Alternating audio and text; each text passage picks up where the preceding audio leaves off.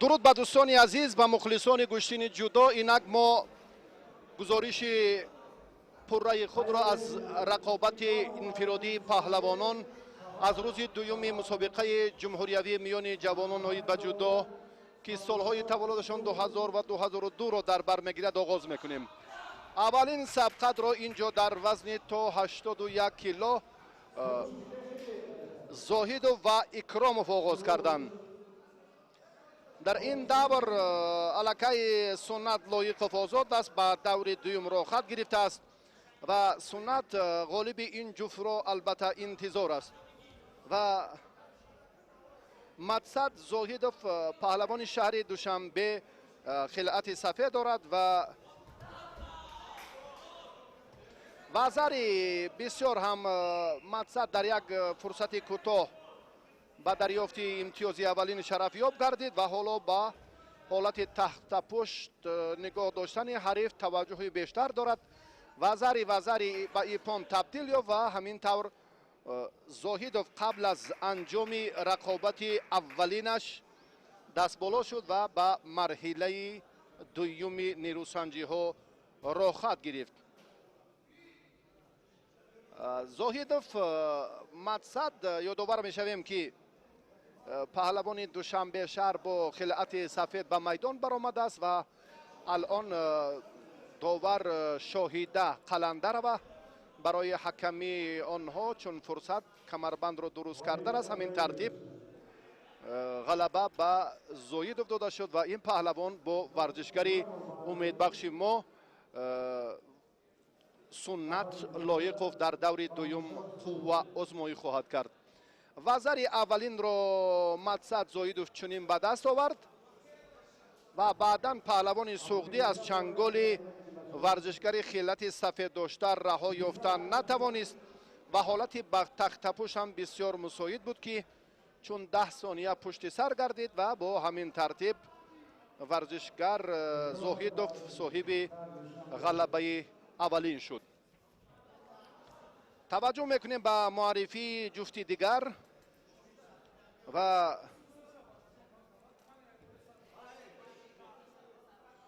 برونوف علاقه در دور اول آزاد است، به دور دوم را خط گرفت. اکراموف با همراهی سفر امینزاده حالا به میدان وارد گردیدند. بهرالدین اکراموف خلعت سفید دارد، پهلوان دوشنبه شهر، ورزشگر ولایت سوخت با خلعت کبود است. عمل پرتری را هم در این جریان باز سامانشاه سفر امینزاده خوب استفاده کرده نمیتواند.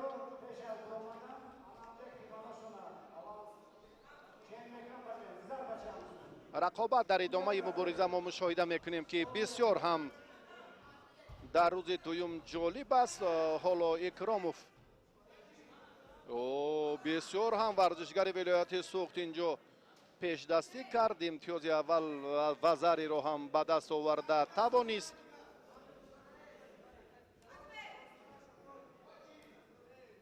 توجه البته برای نتیجه ارزنده در دور اول است. دیروز هم بسیار هم جذابیت رقابت ها را ما شاهد شدیم. جودو واقعا هم یک نوع ورزشی هم معمول و دوست داشته نورسان و جوانان کشور است. شید و تهدید میکنه در این جریان البته پهلوان دوشنبه شهر را و بهرالدین اکراموف حالا شید و گرفت. بهرالدین در ادامه مسابقات باز هم به خطاگی راه دادند که قریب با همون پشتی سر افتاد که این در گوشین جودو کاملا ممنوع است. حرکت وقتی که البته پشتی سر یا سر به زمین می افتد و ورزشگر به این عمل رجوع میکند، این هم بسیار حالت نگرانی رو میموند. در مجموع چمپیونات امسال مملکت میان جوانان بسیار هم جالب، بسیار هم شوق‌آور دایر گشته ایستاده است. از تمام منطقه کشور بهترین ها به این دور راه یافتند. بهرالدین اکراموف حالا توجه کرد این لحظه اما موفق نشد.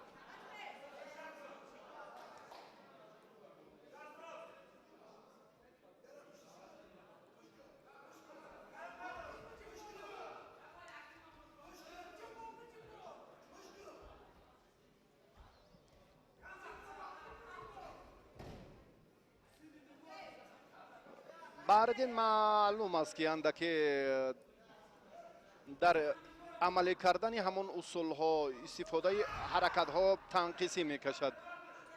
برای ورزشگر سوقدی برتری دارد. در عمل هایش الکی این بر اعلی مشاهده می شود. بهرالدین البته تجربهش کمتر است. قوه اضافه باشد و البته تجربه یا درکی همون وزاری اکنون اشتباه خود را بهرالدین اصلاح کرد. حالتی به تخت پشت نگاه داشتن هم جریان دارد. 5 6 7 8 9 10 کفایه برای دریافت وزری دوم. و همین طور هم شد. بهرالدین در این دور در ابتدا اشتباه کرد.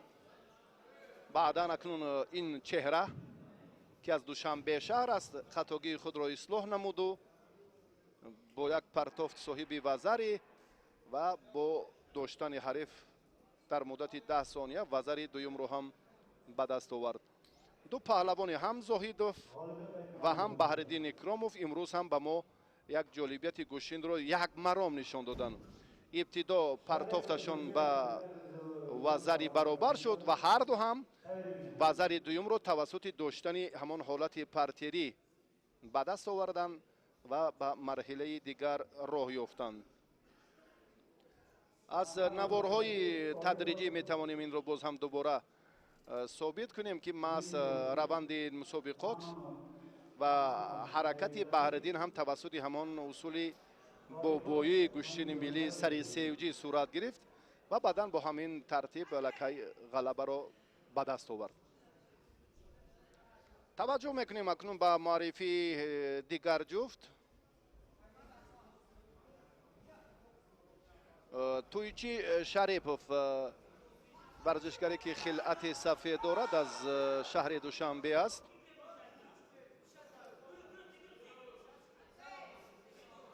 زویرجان عبدالخیرف ورزشگری دسته خطلون 2 خلعت کبود دارد.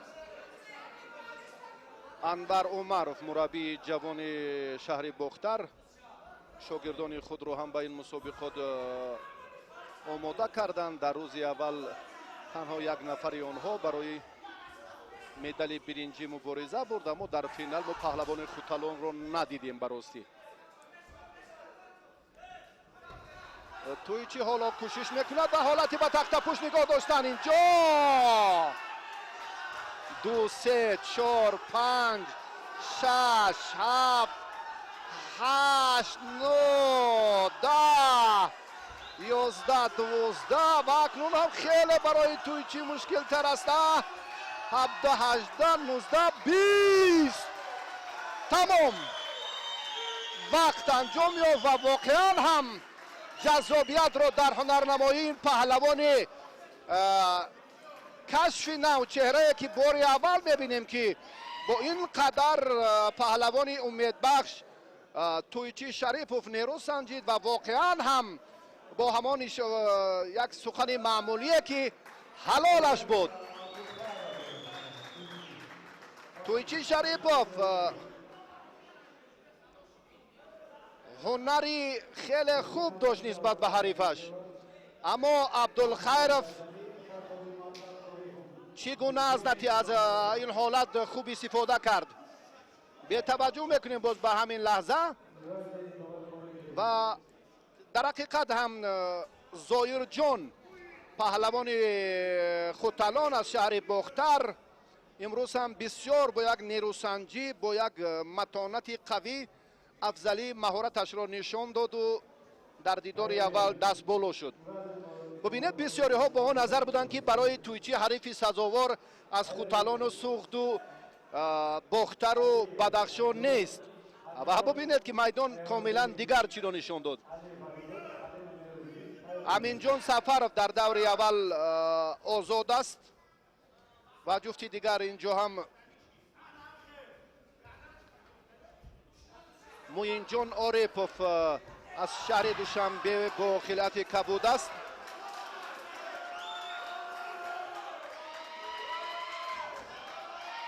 محنف الان اینجا به خطاگیر را داد.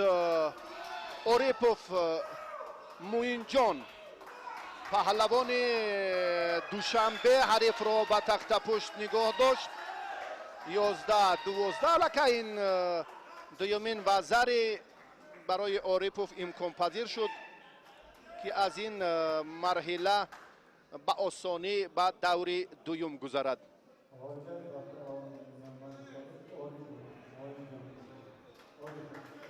سیدعلی محنف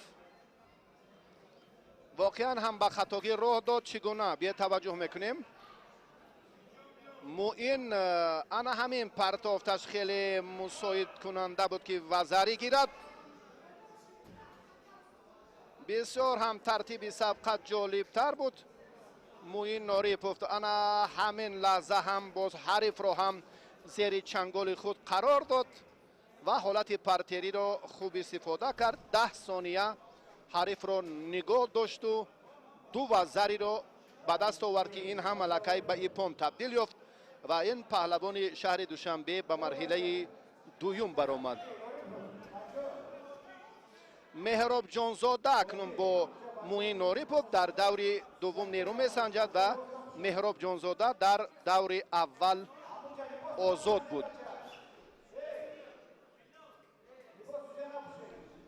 علیداد علیف حالا با حلیموف مهراجدین به میدان می آیند.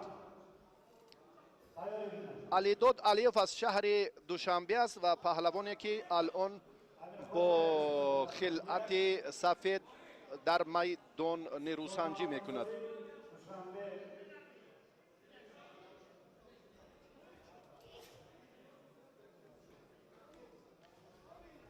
مهراجدین حلیموف ورزشگری که باز دسته شهر و ناحیه های تابع مرکز را معرفی می سازد. به علیداد شیدا داده شد با بنابر همان سبب نادرست داشتنش.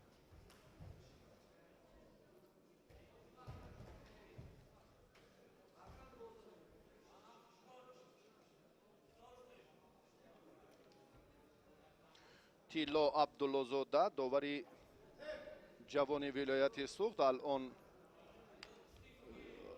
این لحظه این فرصت های به میان آمده را هم خالصانه حکمی میکند.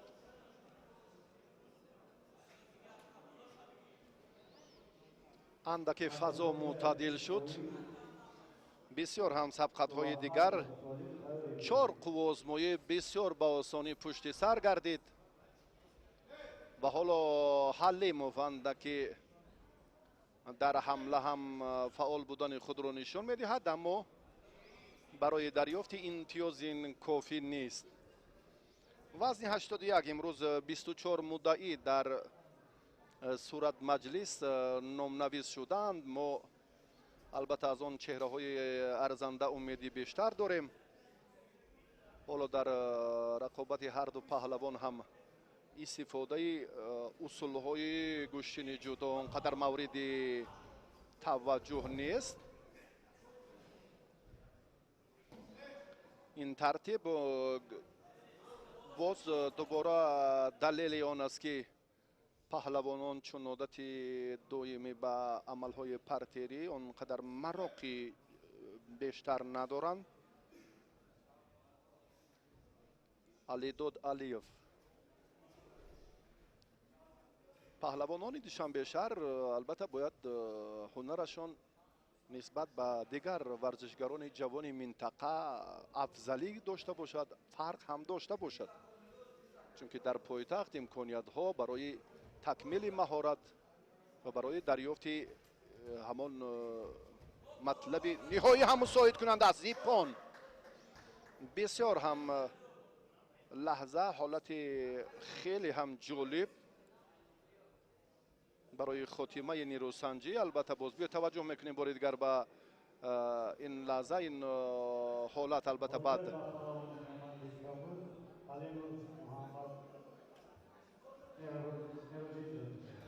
البته امکان هست که باز اینجا رو ما دوباره ببینیم بعدی معرفی.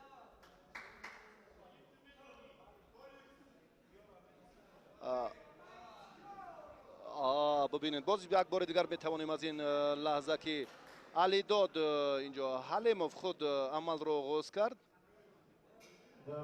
بله دقیق هم بسیار یک حرکت جالب انجام داد و به نتیجه دلخواه نایل گردید. اسماعیل امیرخوجایف حالا با همراهی گل احمدوف طالب به میدان خواهند آمد. اسماعیل امیرخوجایف از دسته خطلون یک با پیراهن سفید است.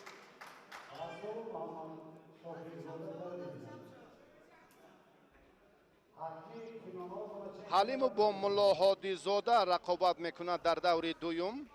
بعد غلبه اولش ملاحادی زاده در دور اول آزاد بود.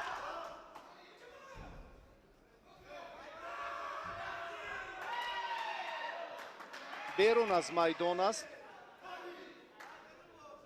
گل احمدوف طالب بسیار حرکتی خوب کرد، اما این عمل باید در مرکز میدان صورت می گرفت.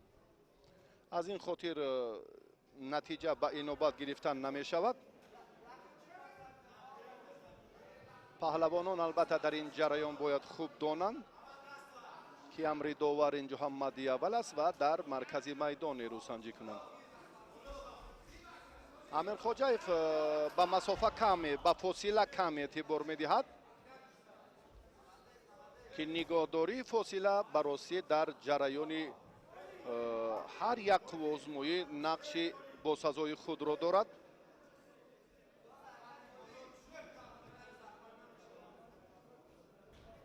بررسی کاخ ورزشی زرافشان اینجا هم مسئول این کاخ و چندین نفرانی که برای گروه ایجادی و تکنیکی ما شرایط فراهم کردن که ما با سطح و صفت بلند نیروسنجی ها را انعکاس کنیم که واقعا میسازد که عرض سپاس و تشکر گوییم به آن دستاندرکارانی که امروز مفهوم و ماهیت انعکاس این چمپیونات را خوب درک کردن و برای ما امکانیت مساعد را فراهم آوردن. و در رقابت هایی که امروز هم داوران خوب و حکمی دارند و امروز هم در منطقه های دوردست البته می سازد که چون این مسابقه های سطحشون جمهوریوی را بیشتر دایر کنیم، آنگاه وسیله هوسمندگردانی و باز هم جلبی جوانان به جودو بیشتر می گردد. مته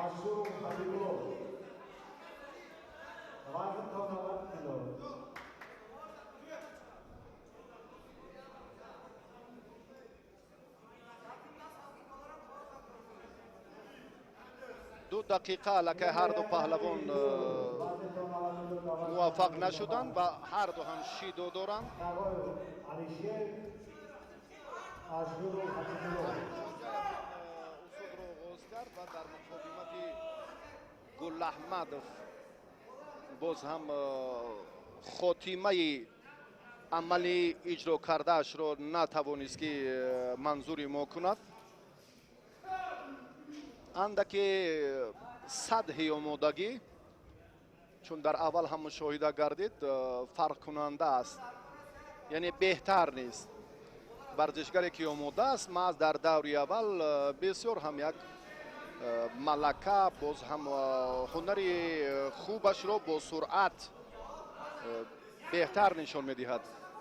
аммо дар ин раванд ин паҳлавонон воқеан ин омилро сарфи назар карданд. ҳолонки як дақиқаи дигар вақт дар ихтиёр доранд ва зари ҳастин ба ипон табдил нахоҳад ёфт. чунин ҳолат акнун боз барои Гулаҳмадов имконпазир аст ки ин варзишгар аммо пояшро бояд аз ин ҳолат берун кунад Гулаҳмадов. баъдан ҳуқуқи нирӯсанҷиро албатта дар марҳилаи баъдӣ шояд пайдо созад.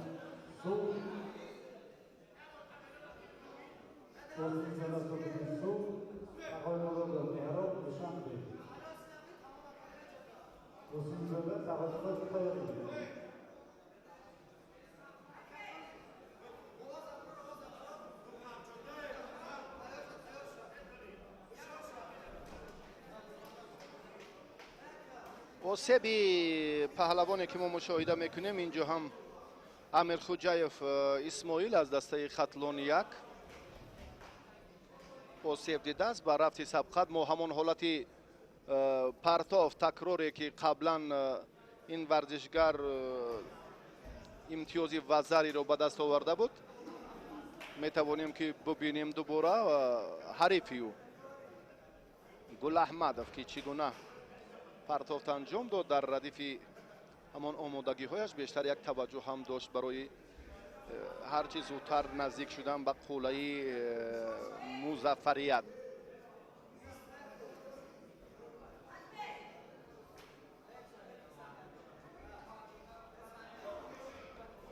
ҳоло албатта мо имкон дорем ки дар бораи ин мусобиқоти ҷумҳуриявии ба ҷудо ки миёни наврасони солҳои таваллудашон 2000 ва 2002 ҷараён дорад. 24 муддаӣ гуфтем ки дар вазни то 81 кило албатта бо ҳам қуввозбоӣ мекунанд. дар вазни 90 100 ва ҷамъи 100 кило ҳам паҳлавонон зиёданд. ҳаракатҳои ҷолиб, партофтҳои хеле мусоидкунанда барои ғалабаи паҳлавонони ҷавонро мо дар рӯзи дуввум ҳам баръало мушоҳида кардем ва албатта дар идомаи мусобиқот мо боз ҳам аз ин ҷолибият ва ҷозибияти рақобатҳоро хоҳем дид. 40 сонияи дигар то ба хотима боқӣ мондааст. Гулаҳмадов Толиб варзишгари шаҳри Душанбе ва зари дорад. боз ҳам як бори дигар ба усули сари кетф Толиб таваҷҷӯҳ кард.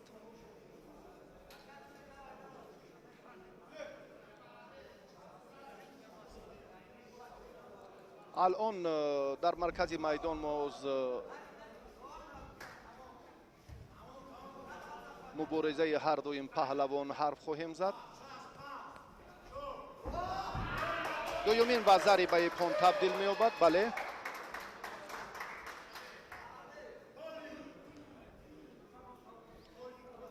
Гулаҳмадов дар ин дидор ғалабаро ба даст овард.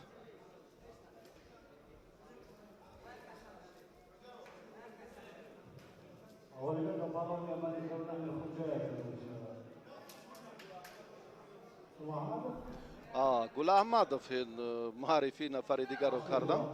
бале Гулаҳмадов ғалаба ба даст овард. чӣ гуна ҳоло биёед таваҷҷӯҳ мекунем ки ду вазариро чӣ тавр соҳиб шуд. ин партофт вазари буд, партофти дуюм буд ин аллакай.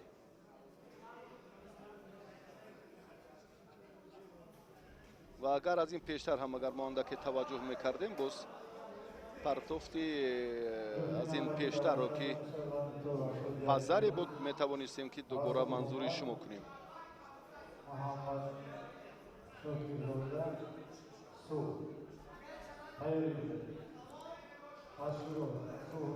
Рустамов Идибек дар як давр озод аст. ӯ бо Гулаҳмадов дар даври дуюм рақобат мекунад. Абдураҳмонов Акмалиддин ҳам дар як давр озод аст. ба марҳилаи дигар роҳ гирифт ва Расулов عمر از شهر حصار با خلعت سفید این پهلوان به میدان آمده است. محمد شاکرزاده از ولایت سوخت خلعت کبود دارد.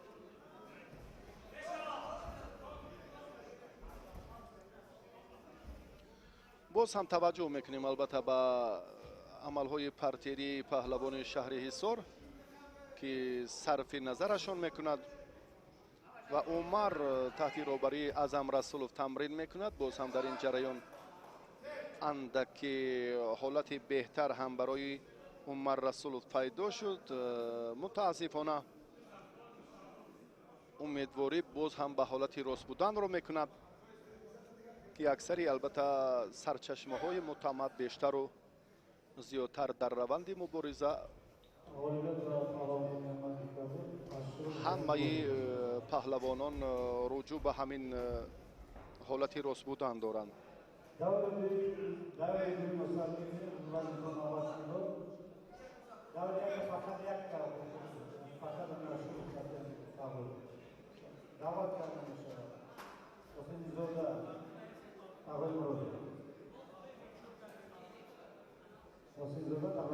بزرگمهر محمد شاکرزاده پهلوان سوختی الان عقب نشینی دارد.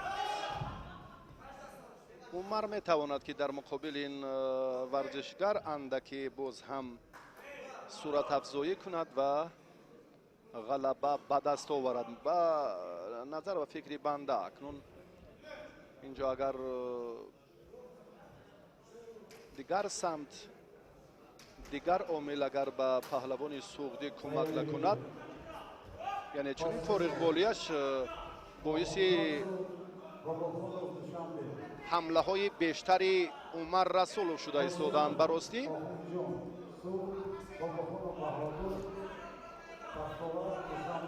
اما چگونه عمر سست گوشتین گرفته ایستاده است براستی. تا جای ما میدانیم عمر در این روند بهترین فرصت لحظه ها را باید خوب استفاده میکرد و اکنون توانست که استفاده کند.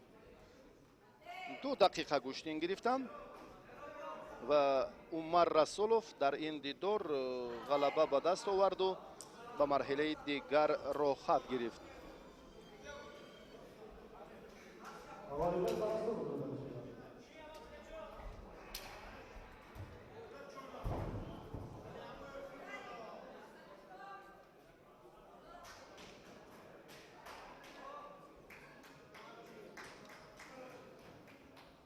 توجه میکنیم به سمت دیگر به مبارزه که اینجا هم پهلوانان آمادگی میگیرند و تلاش پهلوانان باز هم در 2 گلیم اینجا صورت خواهد گرفت.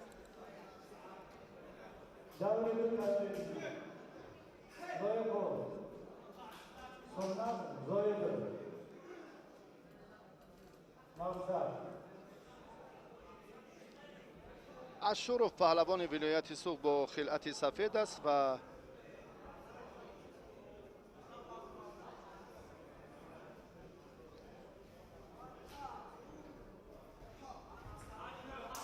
جانکی شیرافگن با خلعت کبود از دسته خطلون 2. برای این لحظه ما درباره این 2 نفر معلوماتی بیشتری هم نداریم. سوخت و خطلون پهلوانانی که امروز از حساب تجربه، از حساب البته استفاده عملها اندک مهارتشان هم نگران کننده هست.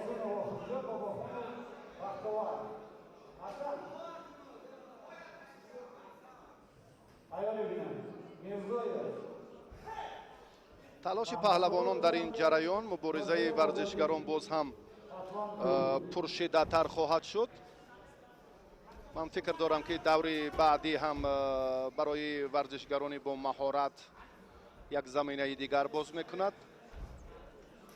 در وزن تا 81 کیلو که امروز هم 24 نفر مدعی تلاش کرده ایستادند، با اطمینان می‌سزد گفت که این بار دیگر از همان صداقت و اعتماد قوی جوانان به گوشین جودو درک می‌دهد. و در مورد دایر گردیدن این چورابین چون بیان کردیم، امروز هم فضای سازگار برای مربیان منتخب جوانان کشور که بهترین ها رو هم پیدا سازند، چون که دیرو در وزن 60 و 66 و 73 کیلو واقعا تلاش های جالب و هنرهای پهلوانان رو ما بیشتر مشاهده کردیم. ببینید نیست ترتیب نیروسنجی به همون شکل، به همون نظام درست نیست. پهلوان سوختی هم دویم شیدا میگیرد. اشورов بسیار سراسی مست و اشورов از بند و اسلوب های جدا اونقدر بهره‌ور نیست. سهراب اشورов رو در نظر دارم، پهلوان خیلتی سفید داشته. 2 دقیقه دیگر حالا ورزشگران نیرو میسنجند. در این وضعیت هم اشورов جای خود را زود با حریفش عوض کرد، یعنی تشبث نشان داد، اما نتیجه الان به نظر نمی رسد. 2 شیدا پهلوانی سوختی دارد.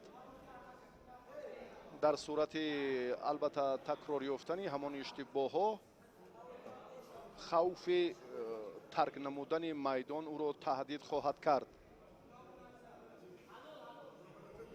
زودتر باید این کار را انجام دهد. بسیار هم با یک سرعت، با یک حرکتی آنقدر به میل یا خواهش رقابت ندارد. و ترتیب سبقت در ادامه مبارزه چگونه نشان میدهد این حالت ها را.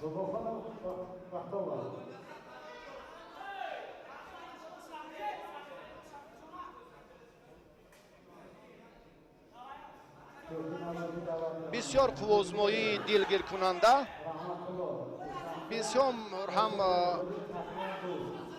وزری هست. فکر میکنم وزری بود.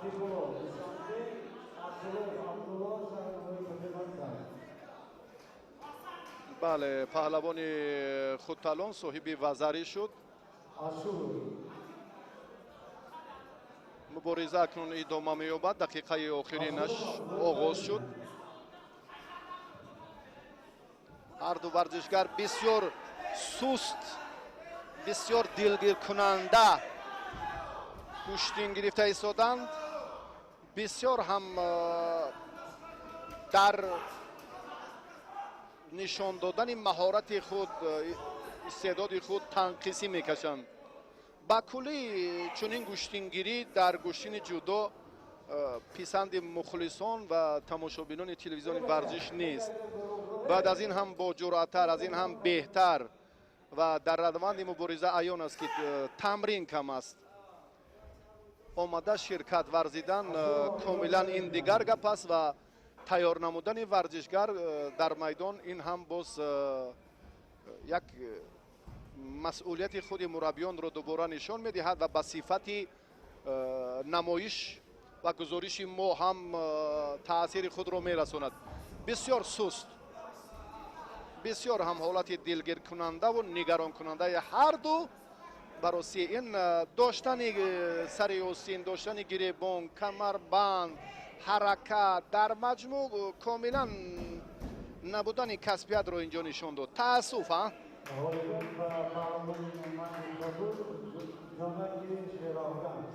جانک شیرافغان در اینجا غلبه به دست آورد و با همین ترتیب دور اول نیروسنجی های پهلوانان وزن تا 81 کیلو خاتمه یافت. ما توجه میکنیم به معرفی ورزشگران موفقی دور دوم این مسابقات. پهلوان خیلت سفید داشته حالا به میدان میبراید و حریف او زاهیدوف مدصد که در دور اول غلبه به دست آورد در مقابل اکراموف. سنت الله جوانترین پهلوان میدان امروزه است. 17 ساله است و امروز هم چون مربیان توصیه دادن تحت رهبری رؤوف حکومتوف تمرین میکند. این پهلوان میان جوانان برومند مملکت در وزن تا 81 کیلو البته نامنویس شد و در زیرگروه ا در یک دور آزاد بود و الان بسیار هم با یک مسئولیت مبارزه برده ایستاده است. و مقصد زاهدوف در خصوص این پهلوان دوشنبه شهر میسازد گفت که یک مرحله خیلی هم جالب اما در داشتن این دست اگر اینجا سنت لایقوف موفق میشد بدون گفتگو الکی این به همان امتیازی عالی ایپون برابر بود. بسیار هم جرأت خوب کرد. این را ما بعد از چند فرصت و اندک دریافت امکانیت میتوانیم به شما دوباره منظور کنیم. جالبترین حالت بود. انا این قوه آزمایی با کلی فرق میکند از رقابت های دیگر. بسیار هم یک حالتی خیلی نگران کننده. سنت در ادامه مبارزه ببینید که هر دو سر یاسین را اینجا با آسانی به زاهدوف داد و از این فرصت هم الکی زاهدوف خوب استفاده کرد و در روند مبارزه امروزه با آسانی غلبه به دست آورد. گفتیم که سنت 17 سال دارد. ادامه مسابقات برایش مشکل تر می شود اما اینجا اندک باز هم فرصت دیگر را صرف نظر کرد. چگونه حالا بیاید با هم ببینیم که چگونه زاهدوف از این امکانیت خوب استفاده کرده توانست.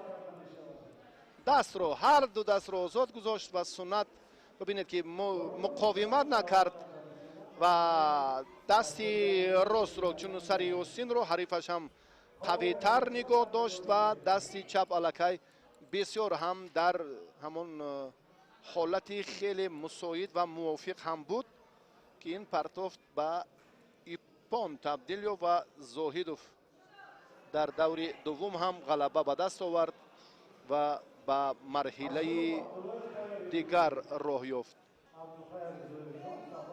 سنت الله برونوف از دسته شهر و ناحیه های تابع مرکز عین زمان با خلعت سفید به میدان وارد می شود و بهرالدین اکراموف ورزشگری که حالا ما این چهره را در میدان نمی بینیم اندک اینجا هم دیرتر وارد میدان شد و داور اینجا باید با این پهلوان شی دادهد. انا همین چهره که اندک دیرتر وارد میدان شد و وقت نیروسنجی در ادامه مسابقات اندکی البته طول کشید.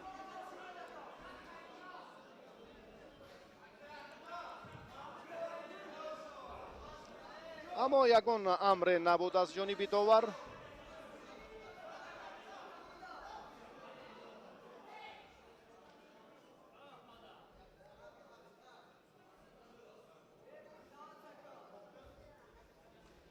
برونوف سنت الله پهلوانی شهر و ناحیه های تابع مرکز در دور اول آزاد بود و این پهلوان خلعت سفید به بر کرده است.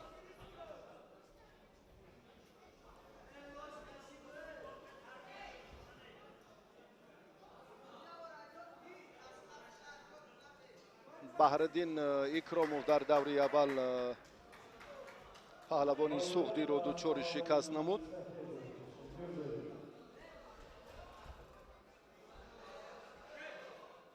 برونوف باز هم فشار را نسبت حریفش دوچند میکند. این به آن آورده رسانید که اکنون بهرالدین اکراموف شیدا گیرد.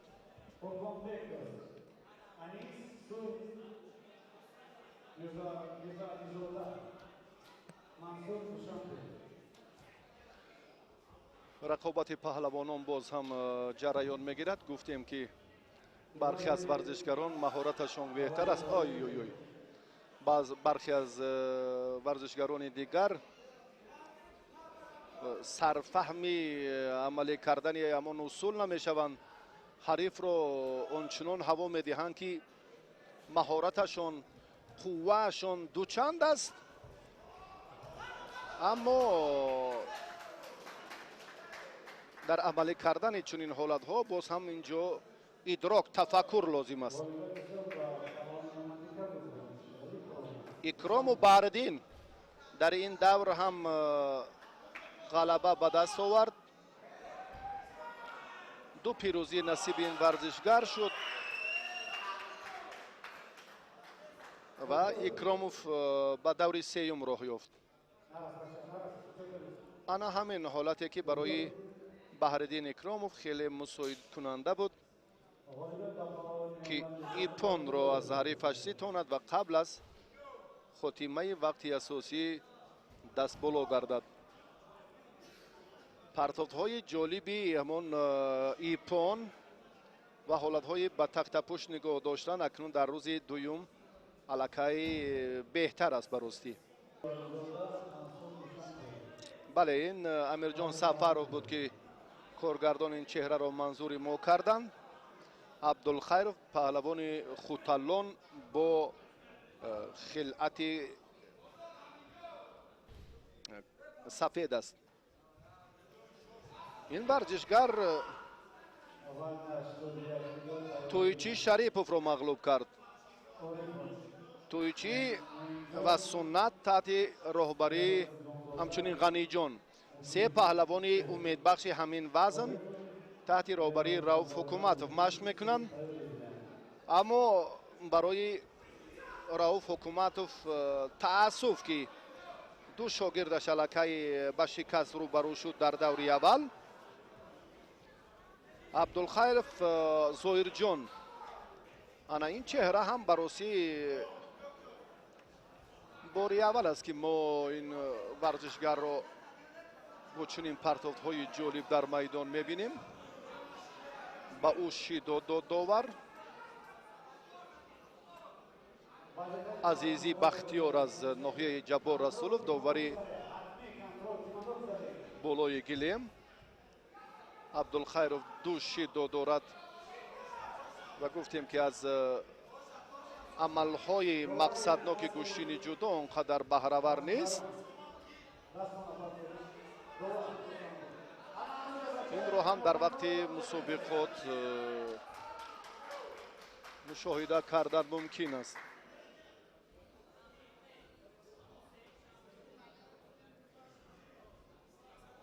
یک طرفه داشتن این با آن باعث شد که عبدالخیرov در مقابل امیرجان سفرov ناکام شود و امیرجان سفرov با همان سلسله حمله هایش مشکلی را به عبدالخیرov زیاد به میان آورد و امیرجان غلبه به دست آورد و به دور سیوم برآمد.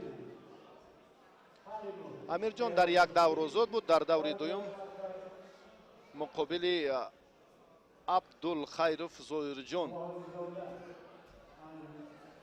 هنر خوب نشان داد و صاحب راحت به مرحله سیوم شد. این همان فشارهای بیشتر بود که داور به پهلوان 3 شیدو داد. و درباره موین جان عارفوف البته ما در دور اول رقابت حرف زدیم. مهراب جانزاده مجیب پهلوان سوغدی با پیراهن کبود است.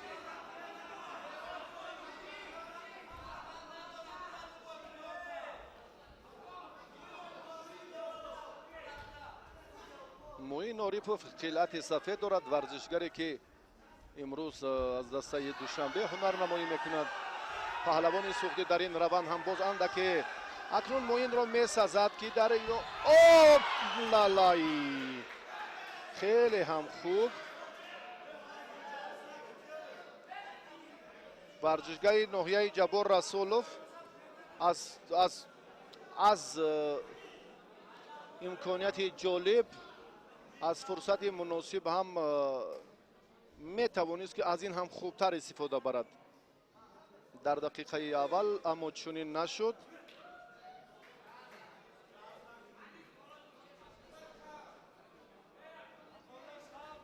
نسبت به متانت و هنرنمایی هر دو پهلوان میسازد گفت که قامتشان بلندتر است، جرأتشان هم خوب و آزماییشان دلگیر کننده نیست. برای شیدو من فکر میکنم که اینجا یک عمل دیگر، بله، ستون ماندن در گوشین جودو ممنوع است. با پهلوان ناحیه جبار رسولوف شیدو داد. عزیزی بختیار داوری بالای گلیم. موین جان عارفو بیشتر از بالا می‌دارد و در میدان امروز هم این را ثابت می‌کند. یک، دو، وزاری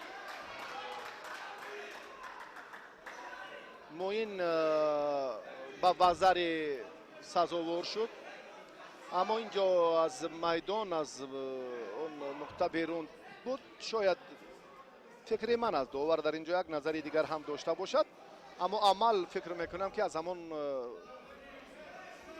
خط زرد از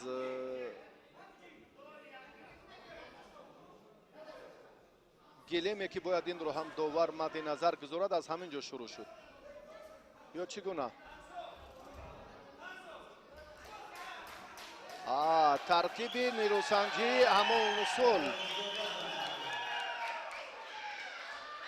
اصول ممنوعه که ببینید چگونه استفاده میکند. بیاد یک بار دیگر. بله بله بله بله، در حقیقت همینجا فرصتی که در گوی پا رو پیچانیدن، حرکت دیگر رو در ادامه نیروسنجی، این لحظه دیگر بود. حالا بعد این برمیگردیم، البته بعد این رقابت ها مطیب بود، این حالتی که اندکی پیشتر بود اما امتیازی نبود. بعد این همون پرتافتی که بیرون از میدان بود، انا همین لحظه برعکس حرکت کردن. دقیق جای گفتگو هم نیست. حرکت برعکس در ادامه مسابقات موین جان رو از ادامه مسابقات البته محروم کرد.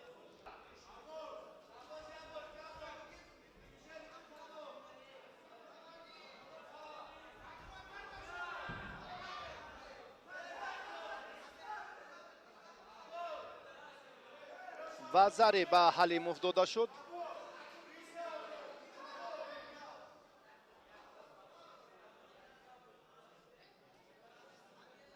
ملا هادی زاده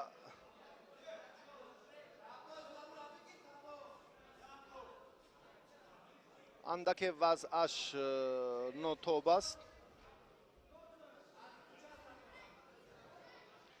حرکت حلیموف در مقابل او بسیار با سرعت بود.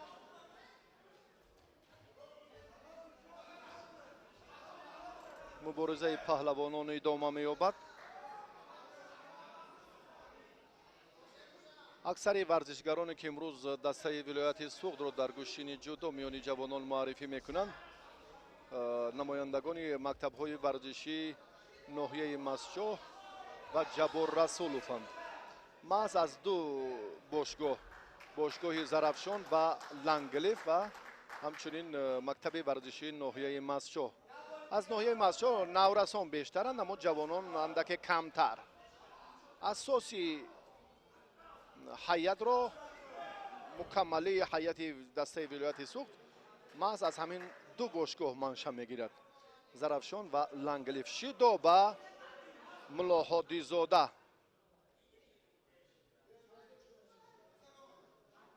ملاحدین زاده و اکنون این کار را اینجا به نفع خویش انجام دادن نتوانسته ایستاده است.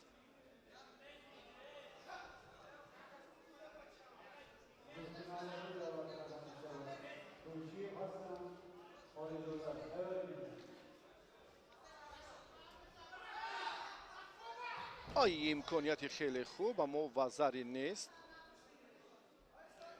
پهلوان ناحیه جبار رسولوف اینجا خیلی هم خود را خوب دفاع کرد.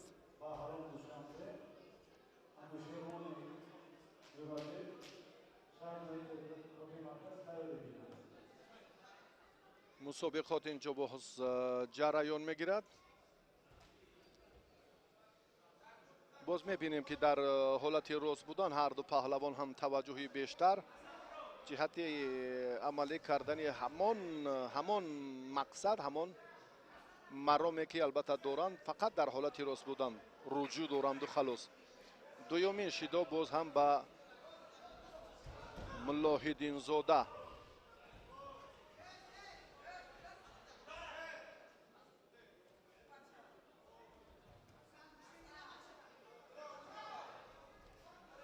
حلیموف یک وزری گرفت.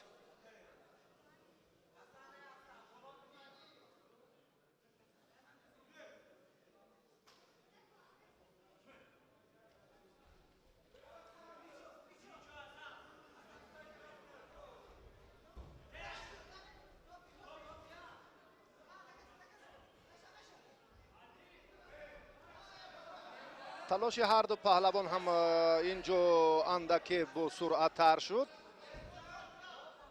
حلیموف رجوع دارد در این روند که پرتافت پشنوکی را انجام دهد، اما پهلوان سعودی برایش مانع به وجود آورد. حلیموف شیدا گرفت. شیداها اکنون پای در پای، اما موفقیتی همون دقیقه اولی حلیموف زمینه خوب است اگر نتیجه تغییر نیابد. در مسابقات دوری دومی وزن 81 کیلو مته ناصر قربانوف داوری درجه جمهوریوی اشاره میکند به پهلوانانی که باز هم به گلیم اوله برگردند.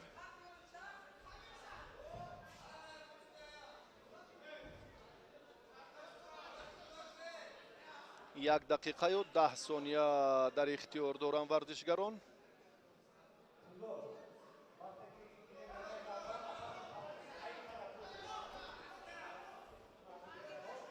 دوباره توجه میکنیم باز هم به تلاش پهلوانان وزنشان تا 81 کیلو در گلیم اول.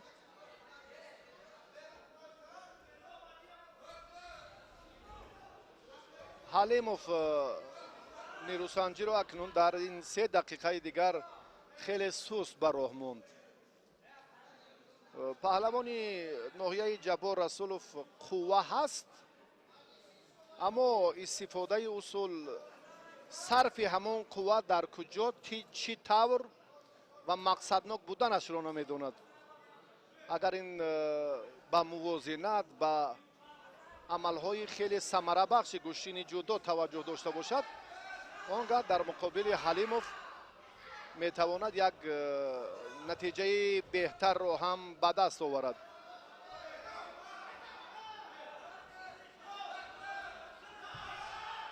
ببینید که یک و یک گوره نتوانست باز هم حلیموف که بر رقابت این دور خاتمه گذارد، اما 4 ثانیه دیگر برایش کافی است که وقت را کشال دهد. مهراج‌الدین از دسته شهر و ناحیه های تابع مرکز با خلعت سفید است، صاحب وزری اولین این رقابت. 6 ثانیه دیگر در اختیار دارم.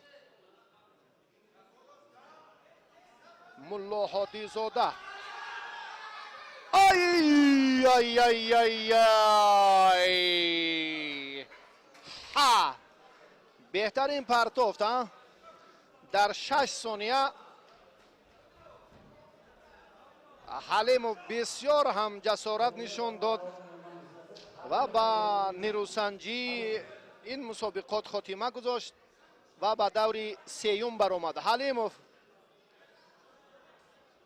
نماینده دسته شهر و ناحیه های تابع مرکز در مقابل ملا هادی زاده بسیار هم جسارت قوی نشان داد. ما در 6 ثانیه آخرین имтиёзи аввалини вазари. мубориза баъдан пуршиддаттар пушти сар шуд. партовтҳои ҳалимов ҳам бештару зиёдтар шуданд. меҳроҷиддин ва дар ниҳоят ҳам меҳроҷиддин бо як ҳаракати ҷолибаш ҳам табъи дили мухлисон амал кард ва ана ҳамин партофт воқеан ҳам ҷолиб буд. варзишгарон андаке дертар вориди майдон мешаванд.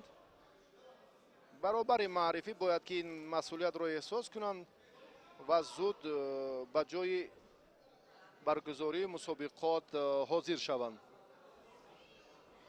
гулаҳмадов хилати сафед дорад. соҳиби ғалабаи аввалин дар даври аввал аст. идибек рустамов дар даври аввал озод буд.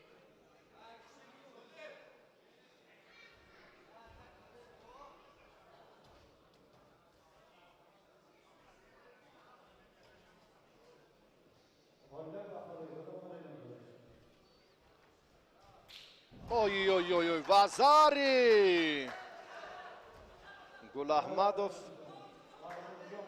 бисёр ҳам ҷасорат кард.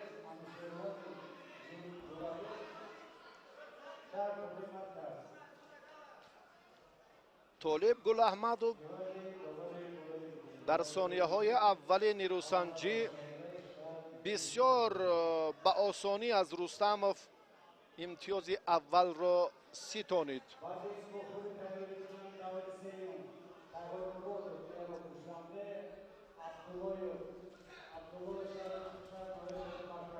фикр мекунам гулаҳмадов ба ин мусобиқот хуб омодагӣ дидааст. ҳоло метавонад ки бо як партофти вазари дигар ҳам ба рақобати ин давр ҳам пеш аз муҳлат хотима диҳад, хотима бахшад албатта.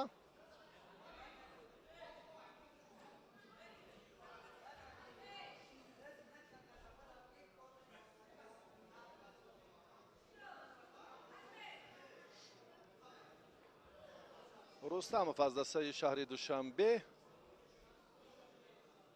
аллакай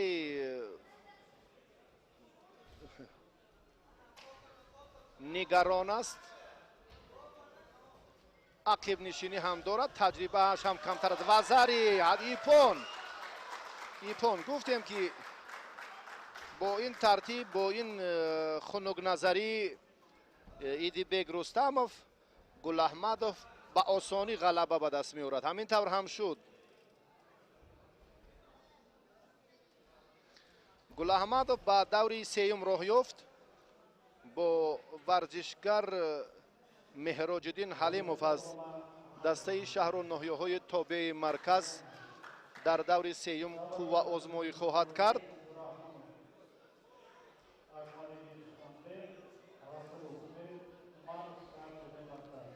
гулаҳмадов дар як фурсат бинед ки хеле малакааш қуввааш фарқкунанда аст. идибек нафари тасодуфӣ дар майдони имрӯза баростӣ бубинед. варзишгари касбӣ дар чунин ҳолатҳо худро дифоъ мекунад ва беихтиёр метавонад ки бубинед дастро ҳам чӣ гуна ба замин гузошт. бисёр фурсатҳои нигаронкунанда, ҳатто ба осеби ҷиддӣ ҳам метавонад ин амали идибек тоҳиров рафта расонад.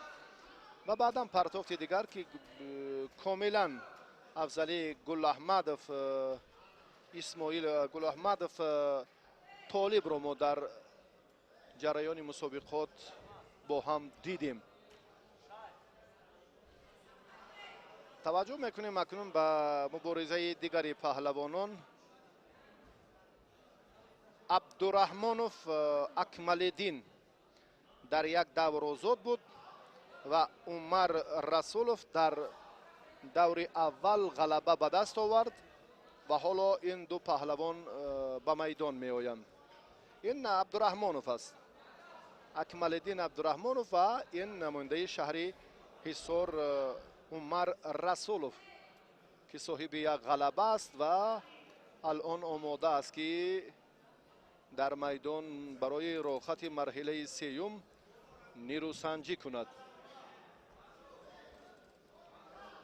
سنت الله و اعظم رسولوف ها و واقعا هم در شهر حصار این سلاله باز هم ادامه دارد و قهار رسولوف برادر کلانیشان که امروز پسرش در میدان هنرنمایی دارد، عمر رسولوف، و این سه تن پهلوان سابق شهر حصار در یک مجموعه البته خرد هم باشد لیکن نفران بزرگ رو به کمال رسانیده است که با دستگیری و راهبری محمد شریف علیوف، یک فردی ورزش دوست شهر حصار، هم سبقت ها، تمرین ها در سطح ضروری پشت سر می شوند و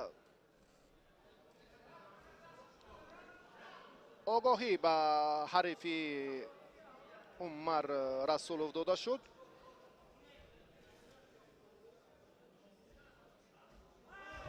بسیار هم خوب عمر این حرکت رو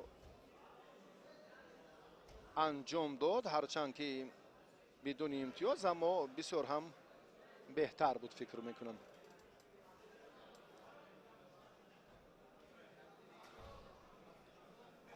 طرز استفاده بردنش اندکی اینجا با سرعت تر باید باشد که برای امتیاز هم سازگار است و هم حریف موازنت را زود گم میکند. اینجا افضلی عمر رسولوف اکنون به نظر میرسد.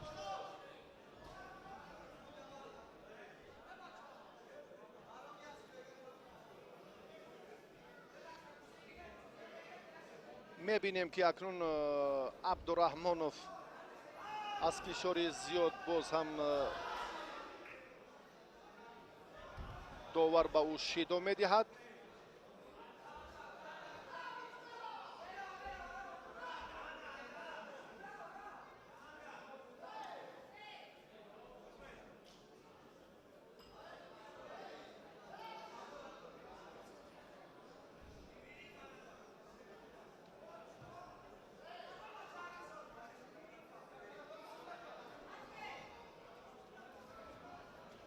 روز تا روز چهره های دیگر به کمال میرسند. پهلوانانی که البته مهارتشون باز هم صیقل یافته ایستادند. امروز هم در وزن 60 و 66 و 73 چند نفر پهلوانی امیدبخش رو میتوان معرفی کرد. شیدا باز هم به عبدالرحمانوف داده شد. اکمالدین عبدالرحمانوف از دسته دوشنبه با خلعت سفید است.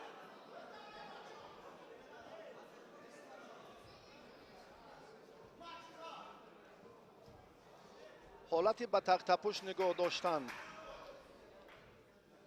اکنون شاگرد اعظم رسولوف عمر رسولوف الان امکان دارد 17 18 19 20 کفایه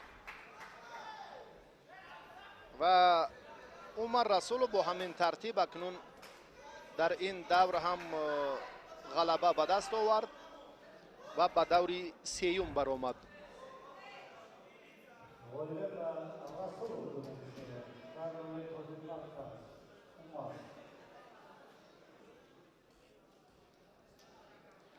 حالا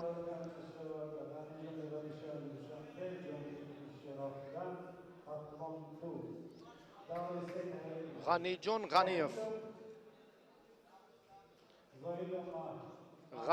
غنیجان پهلوان شهر دوشنبه در یک دور آزاد بود. حالا در دور دوم با جانک شیرافغان با پهلوان موفق دور اول قوه آزمایی خواهد کرد. جانک شیرافغان خلعت کبود دارد.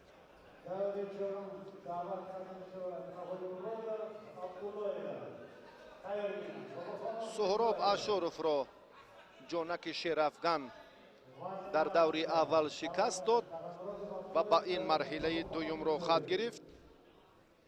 غنیجان چمپیونی آسیا در تایپی چین در گوشتنی جودو میان جوانان است. اون زمان میان نورسان بود 2 سال قبل. وزاری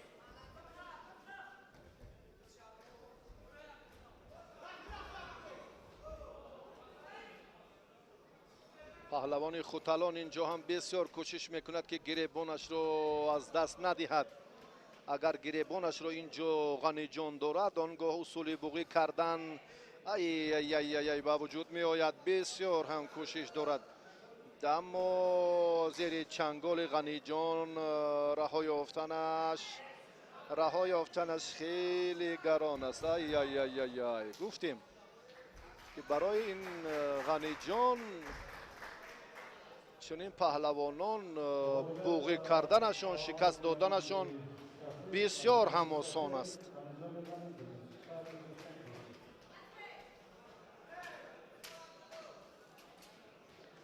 غنیوف در دقیقه اول دست بالا شد و به دوری دیگر برآمد، به دوری سیوم. در یک دور غنیوف آزاد بود.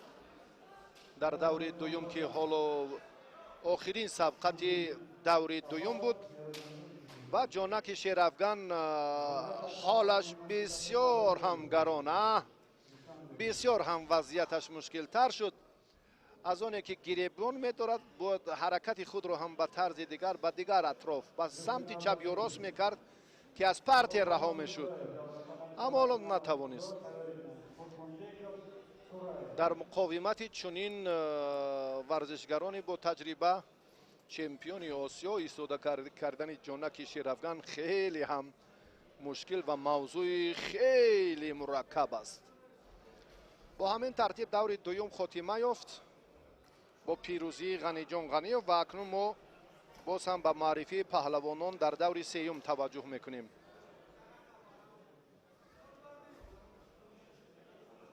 مقصد زاهیدوف ورزشگر شهر دوشنبه خیلت سفید دارد. اکراموف باشد. بهردین رو هم ما در مسابقات امروزه هنرش رو دیدیم. زاهیدوف در یک نیروسنجی مقابل اکراموف سوغدی مهارت خوب نشان داد، غلبه به دست آورد. در رقابت دومش سنت لایقوف را مغلوب کرد و به دور سیوم برآمد. و بهردین اکراموف باشد پهلوان سوغدی سفرامینزاده سامانجان رو دوچار شکست نموند در دوری اول. بعدا هم برونوف از دسته شهر و ناحیه‌های تابوی مرکز در مقابل مهارت بهردین اکراموف تاب آوردن نتوانست و شکست خورد. با همین ترتیب که هر دو غلبه دارند تا این مدت.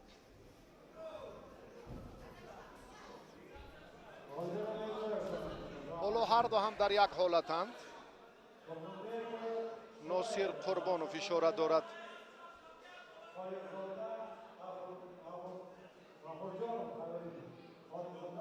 شیدو با زاهیدوف.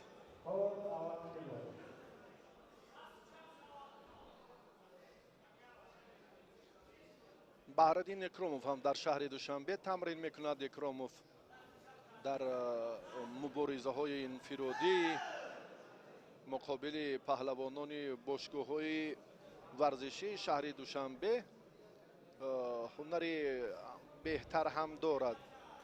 اکنون این دو چهره امروز هم سزاوارند برای راحت دوری سیوم.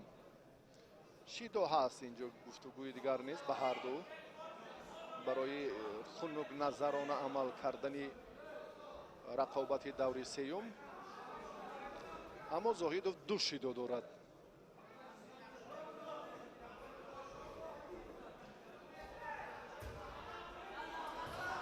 بهردین اکنون صورت افزایی را نشان میدهد.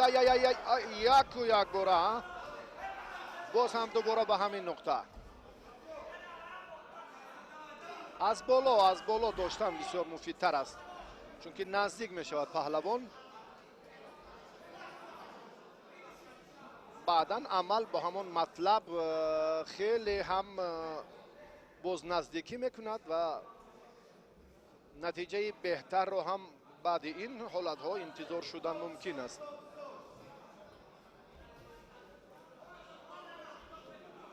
در مبارزه هر دو براسی برابری رو مشاهده میکنیم.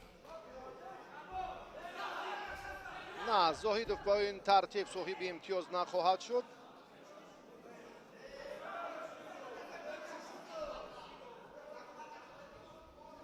بهرالدین اکراموف از حسابی همان سلسله هجوم هایش زاهدوف را مجبور کرد که به خطاگی راه دهد و به او شیدای دویم دهند.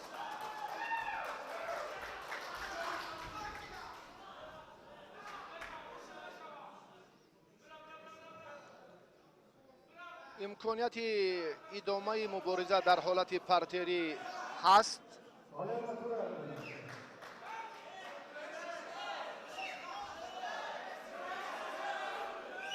ناصر قربانوف این لحظه را هم نظارت دارد. بهرالدین اکراموف در روند مبارزه باز به خود آمد.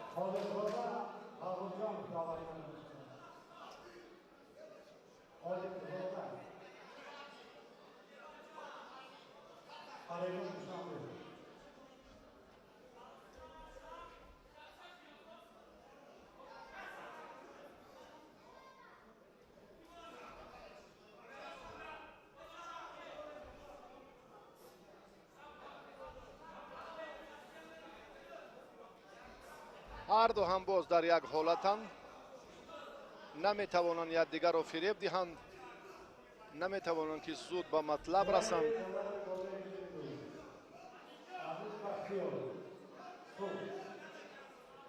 4 ثانیه اکنون مبارزه به همان امتیاز طلایی میرسد. فکر میکنم به وقت اضافه در روز دوم مسابقات این اولین جفتی هست که برای امتیاز طلایی تلاش خواهند کرد. اولین نفران دیروز خیلی زیاد بودند، چون این نفران اکنون امتیازی نیست.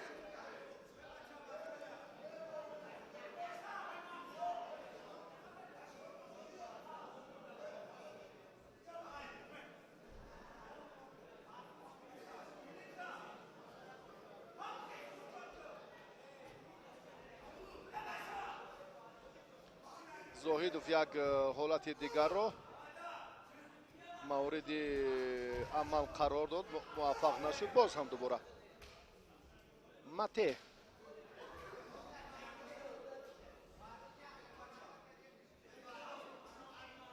اگر زاهدوف ترتیب نیروسنجی رو هم دوباره باز اینجا مد نظر گذارد،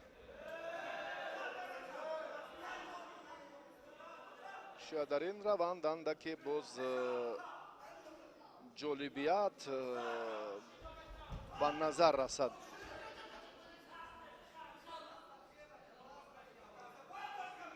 در تلاش هر دو پهلوان تا کنون نتیجه بهتر را نمیبینیم.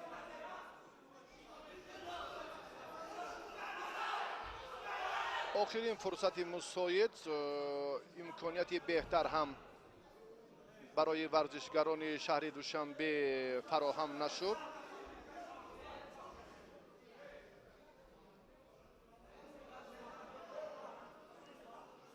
مسابقات ثابت می سازد که امروز هم بیشتر پهلوانان وزنشان اندک سبکتر، چالاکیشان، چابکیشان در چمپیونات امساله مملکت خیلی مورد نظر مخلصان قرار دارد. و در وزن تا 81 کیلو طوری که میبینیم اینجا دو چهره سرشناسی همین وزن از دوشنبه شهر تا کنون موفق نیستند. وزری حتی پون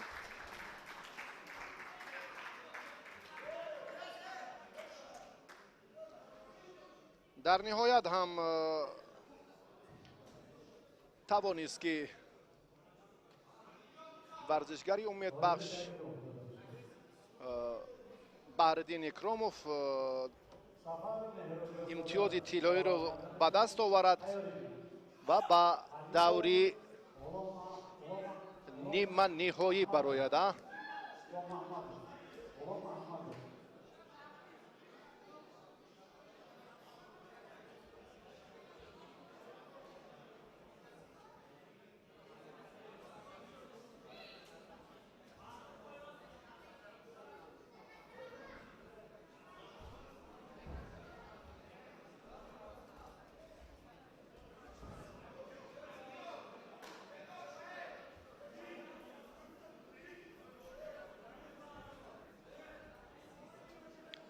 حالتها رو میتوانیم دوباره ببینیم.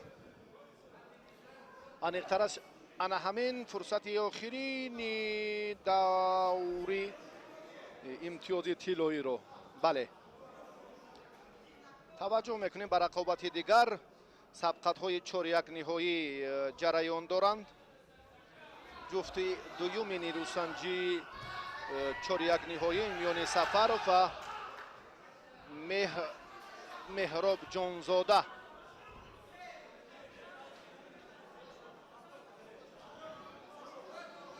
مهراب جانزاده پهلوان سوختی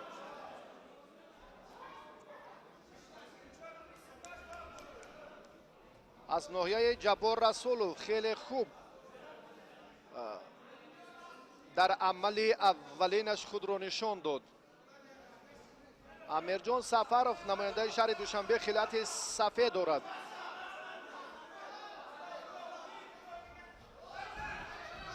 بسیار هم حرکت های جالب، بسیار هم مبارزه دیدنی.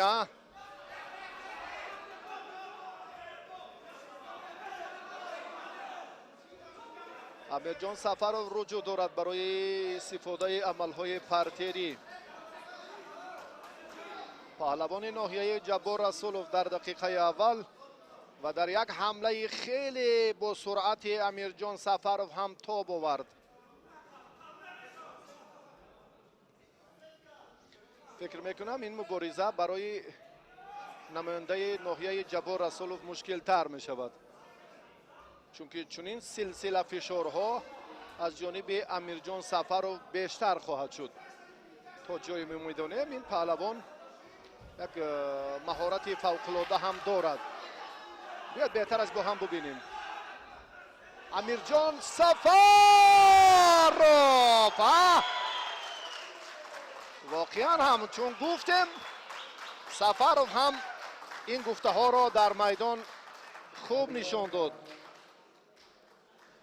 از نیروسنجی های 4-1 نهایی نتیجه دلخواه را سفرov به دست آورد و امیرجان به باخوری نیمه نهایی برآمد.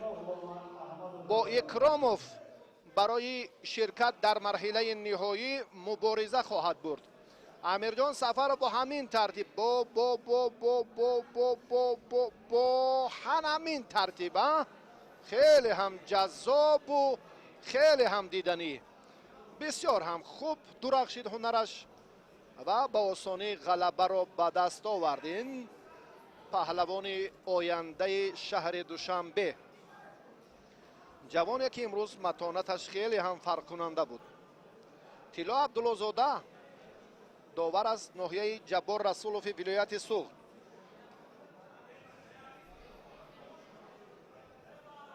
ما توجه میکنیم به تماشای هنر مهراجالدین حلیموف و گل احمدov طالب. در حقیقت هم روند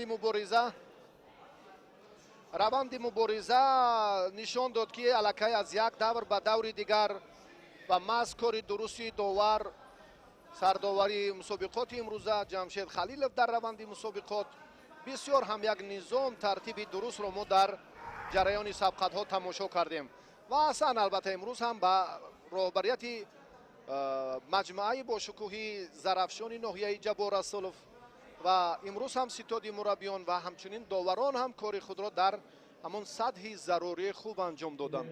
بسیار هم فضای ادانه گوشین جدا است. پهلوانان امید بخش حلیموف و گل احمدوف که غلبه های پی در پی را به دست آوردند و الان در میدانند. در سبقت سیوم چهار یک نهایی هر دو تلاش دارند و حلیموف مهراج‌الدین در مقابل پهلوان سوختی در دور اول غالب آمد. از این پیشتر علیوف را شکست داد. علیداد علیوف را دو غلبه داشت و به این مرحله راه یافت که حالا در سبقت سیوم 4-1 نهایی این وزن مبارزه میبرد. اگر امروز هم غلبه نصیبش گردد آنگاه حلیموف برای راحت به دور نهایی وزن 81 کیلو مبارزه خواهد برد. اما گل احمدوف هم نفر تصادفی نیست.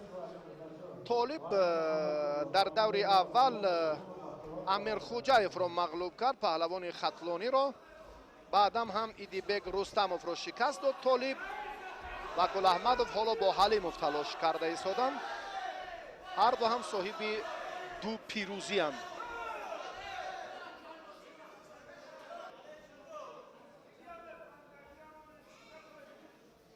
بله، دستی حریف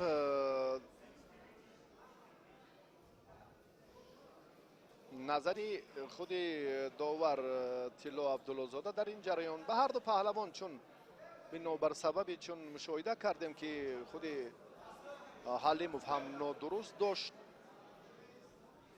داشتن نادرست یعنی گرفتن یا سری یا سینی حریف و ترتیب دیگری که البته در گوشین جدا رایج نباشد با شید و مجازات می شود. هر دو پهلوان هم تلاش دارند. حلیموف نماینده شهر و ناحیه‌های تابع مرکز است. مهراج‌الدین ورزشگر خیلتی سفید داشته، اما پهلوانی طالب گل احمدزاده ورزشگر دوشنبه شهر امروز هم بسیار احتیاطکارانه مبارزه میبرد. دقیقه سیوم تلاش پهلوانان در سبقت 4-1 نهایی جریان دارد در وزن تا 81 کیلو.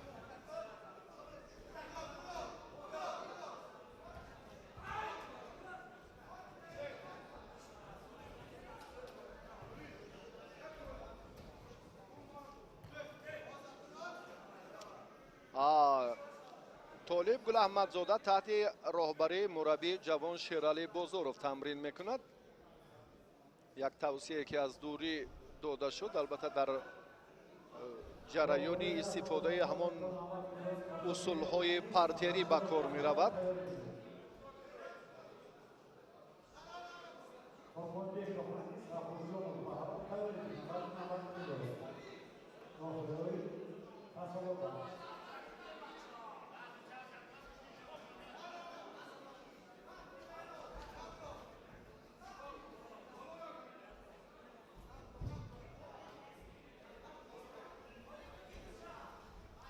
حلیموف برای بیشتر کوشش دارد و طالب گل احمدوف در رفت مسابقات اندکی دفاع را اختیار کرده است. این هم یک تاکتیکای دیگر است که حریف را در حالت مساعد پیدا سازد و عکس العمل استفاده کند.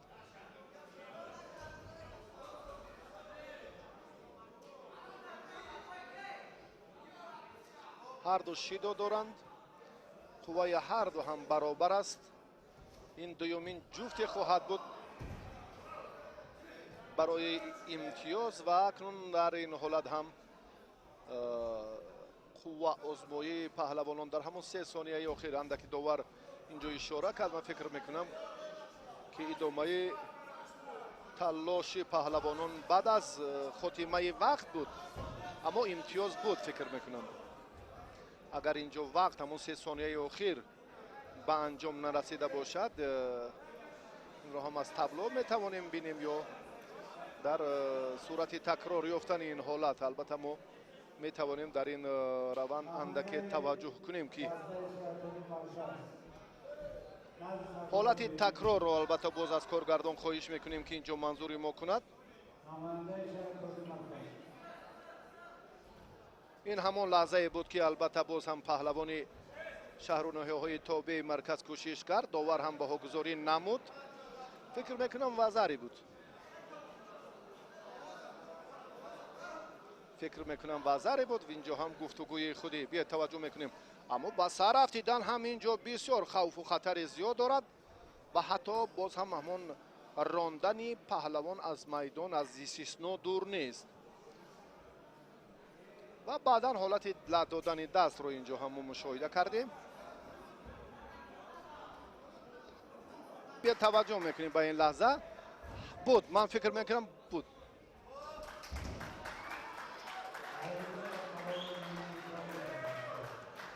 مبارزه در ادامه رقابت اون چی رو باز هم توجه کرد. یک بار دیگر از کارگردان خواهش میکنه که همه لحظه رو ببینیم. بیا توجه میکنه یک بار دیگر. ابتدا حلیموف برعکس شد، کاملا اینجا برعکس شد. من براستی نفهمیدم این حالت رو و چگونه این پهلوان رو حلیموف رو حالا که اینجا سخن درباره خود عمل گل احمدوف می رود که پهلوان به سر رفتید، اما اینجا چون لحظه رو که مشاهده کردیم حلیموف رو گل احمدوف به دور دیگر برآمد. این خود صلاحیت کار داور است و بگذار کارشناسان باز هم نظران اون متخصصان ورزیده به این سخن به این نظر اندیشه های خود رو هم بیان داشته باشند.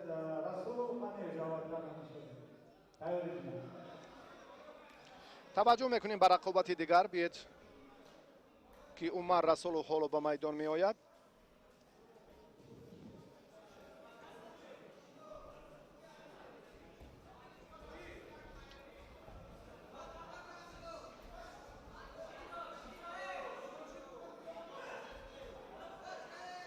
بیا توجه میکنیم اکنون باز به مبارزه دیگری پهلوانان عمر رسول و غنی جان غنیوف. این رقابت هم بسیار پرشدت می شود. این رقابت هم یکی از همون مرحله نهایی پیش از وقت رو میماند، چون که هر دو هم ارزندند، هر دو هم تجربه خوب دارند. چمپیون آسیا در گشتن جودو غنی جان غنیوف خیلت کبود دارد. عمر ورزشگری شهر حصار تجربهش به مانند غنی جان زیاد نیست، اما قوه و نیرو و آمادگیش قامت بلندش برای باز هم عملی کردن امکانیت های دیگر زمینه میگذارد.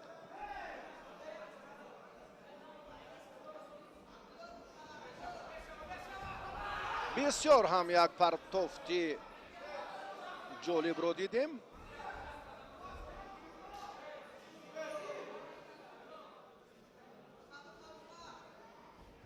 عمر اندکی براستی در حراس است.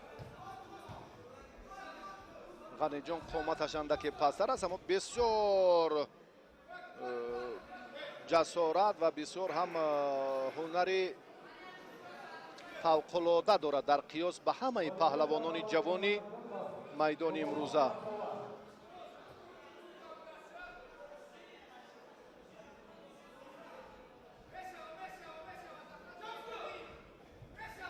نزدیکتر شد. عمر حالا هم برای عملهای پرتری رجوع ندارد.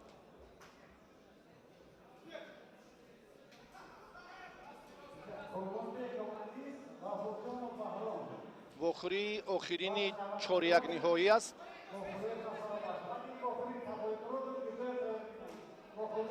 نفری که با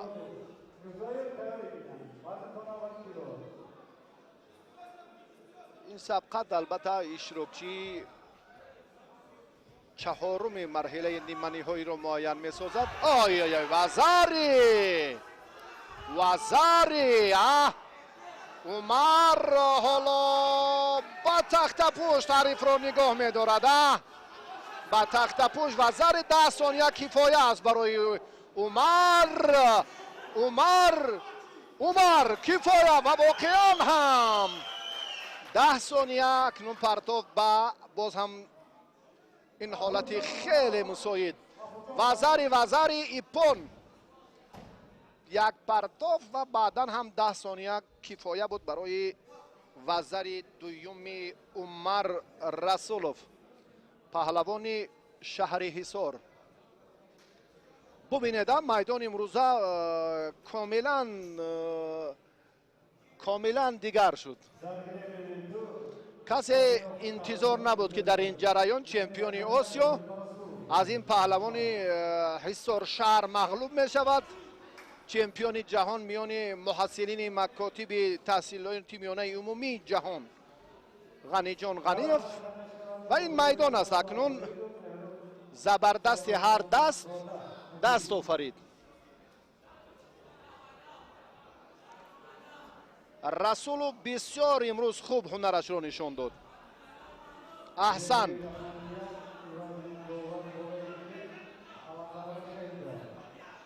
ببینید چگونه رسولوف انا همین فرصت رو که غنی جان گمان داشت که الکه افتیده است دیگر مقاومت نکرد. وزری بسیار هم در حالت مساعد انا همان برگشت و زود حریف را حالت پرتری را خوب هم استفاده کرد. ببینید چگونه با همان سلاح ملنیتسا جالب ترین وزری بود و بعدا هم با چنگال رسولوف افتاد چمپیون آسیا و از پیروزی محروم شد. 4 نفر به مرحله نیمه نهایی راه یافتند.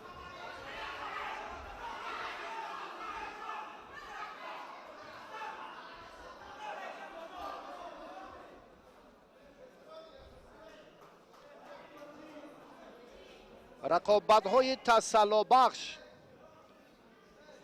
زاهدوف مقصد پهلوان دوشنبه شهر خلعت سفید دارد. مقصد زاهدوف در دیدار اول اکراموف را شکست داد. در رقابت دوم لایقوف را مغلوب کرد و در مبارزه 4-1 نهایی از بهرالدین اکراموف دوچار شکست شد. سبقت تسلابخش زاهدوف با نماینده ولایت سوخت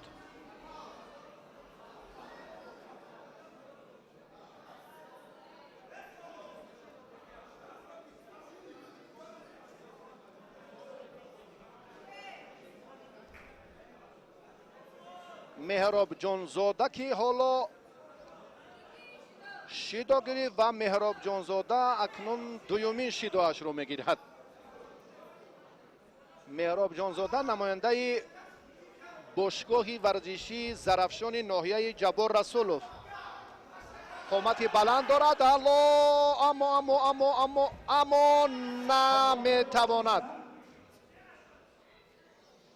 اما نمیتواند در این جریان که موفق باشد.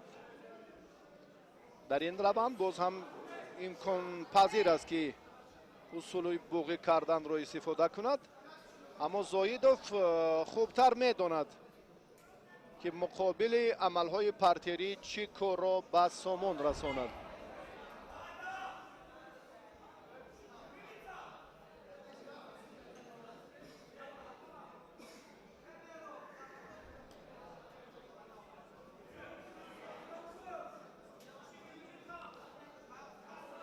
رقابت پهلوانان ادامه خواهد یافت.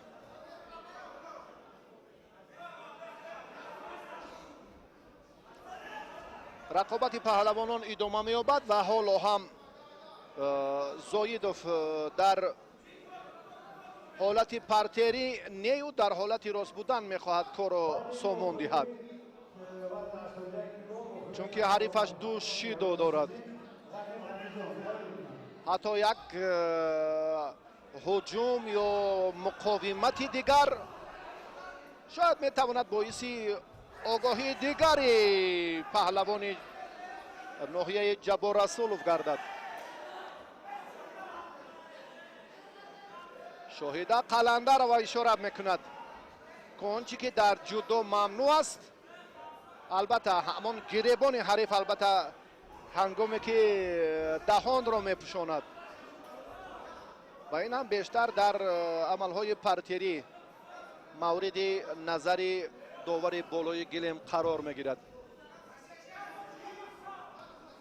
کسی گمان نداشت که سنت لایقوف و امروز هم غنی جان غنیف، تویچی شریفوف، سه شاگردی رؤوف حکمتوف که خیلی هم پهلوانان امید بخش و با استعداد بودند، در میدان امروزه مسابقات جمهوریوی میان جوانان با شکست روبرو می شوند.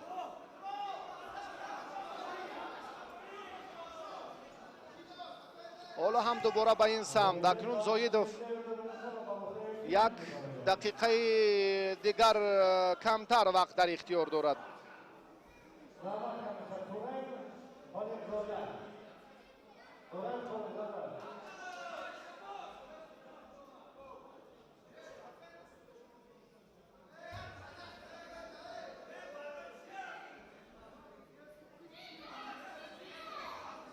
توجه میکنیم اکنون به رقابت شیدای سیوم. اکنون همین طور پهلوان شهر دوشنبه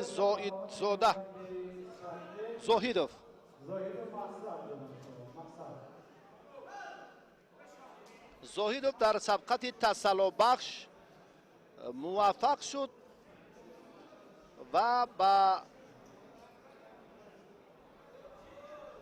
رقابت دیگری حریفانش توجه میکند. در واخوری نیمه نهایی که اکراموف یا سفروف ناکام می شود، بعدا با این ورزشگر البته والا در سقاطی تسلا بخشی جفتی دویم نفر دیگر را خواهیم دید.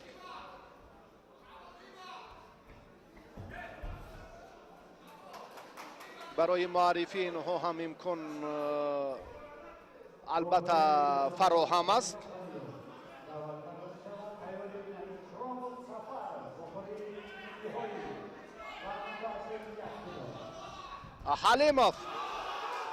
حلیموف و غنی جان غنیف حالا در میدان در واخوری تسلا بخش به میدان آمدند.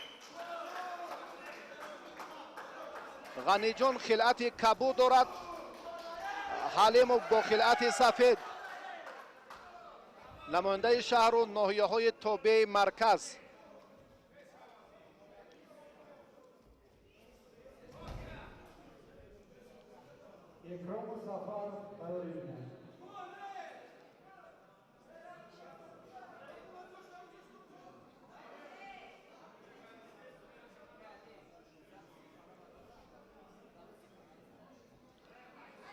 بار دیگر توجه میکنیم با مبارزه پهلوانان وزن تا 81 کیلو در سبقت تسلا بخش و زری. غنی جان و زری به دست آورد و اکنون اینجا امره که نه، حالت بله غنی جان غلبه به دست آورد. چگونه غلبه؟ حالا ما امکان داریم که این لحظه رو ببینیم. کوشش نمود.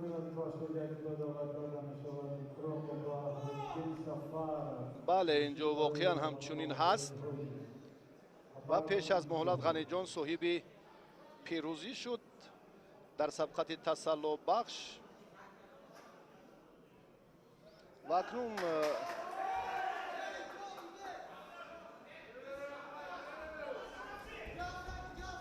این مبارزه بسیار هم جالب تر بود. در همان فرصت مساعد و در همان لحظه جالبی که ما با هم دیدیم.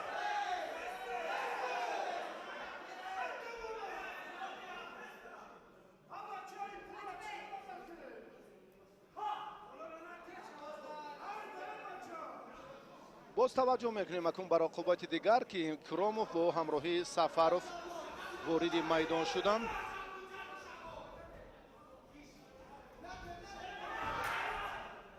باخری های تسلا بخش رو البته ما منظور شما نموده ایستاده ایم.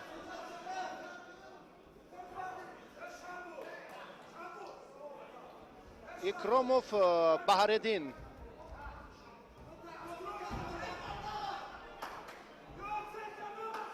لکه رقابت نیمه نهایی است. معذرت از بیننده ارجمند. اکراموف و سفرов در واخورین نیمه نهایی نیرو میسنجند.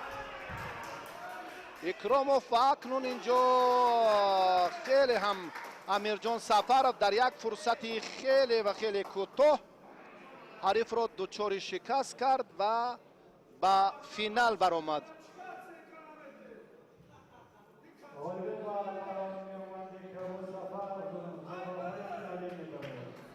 بله، اکنون اینجا اکراموف مستقیما برای دریافت زینه سیوم مبارزه خواهد برد با غالب جفت زاهد و غنیوف. نفران دیگر حالا برای سبقت نیمه نهایی به میدان خواهند برآمد. این همان لحظه که واقعا هم امیرجان سفرов امیرجان حریف را خوب به تخت پشت نگاه داشته توانست و صاحب امتیاز ضروری هم شد.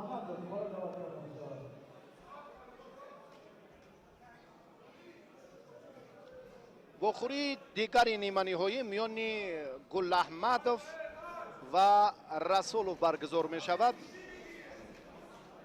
در خصوصی هنر عمر رسولov می سازد گفت که این چهره چمپیون جهان میان نورسان میان محصلین مکاتب میانه را مغلوب کرد. عمر امروز خیلی و خیلی هنرش جالب بود. براستی در ادامه رقابت‌های انفرادی این چهره در چمپیونات مملکت بار اول است که چمپیون جهان را شکست می‌دهد. چمپیون جهان در سامبو و چمپیون آسیا در گوشین جودو غنیجان غنیوف را. و در خصوصی گل احمدزاده طالب میتوان گفت که این رقابت این نیروسنجی هم باز هم جالبتر و جاذبتر شد. سنت الله عمر رسولov حریف را وزری و اکنون کفایه وزری پون واقعا هم عالی. بسیار هم پهلوان شهر حصار مهارتش را خوب نشان داد و با همین ترتیب رسولov به دور نهایی برآمد. مبارزه پهلوانان خیلی جالب تر بود. حالا امکان داریم که از این لحظه هم عمر را تبریک گوییم و بعدا حالت تکرار را هم منظور شما نماییم. بسیار هم رقابت، بسیار هم مبارزه جالب تر بود. در روند توجه ما خیلی و خیلی هم شاهد بودیم که چگونه عمر صاحب امتیاز ارزنده گردید. دوستان عزیز، با همین گزارش ما از روز دوم نیروسنجی ها اینجا به انجام میرسد. در وزن 81 کیلو ما پهلوانان را دیدیم. رسولov با سفر برای مدال طلا تلاش میکنن. برای 2 مدال برنجی البته پهلوانان را باز هم مورد نظر در گزارش بعدی خود قرار خواهیم داد. برای توجهتان تشکر. سلامت و پیروز باشید.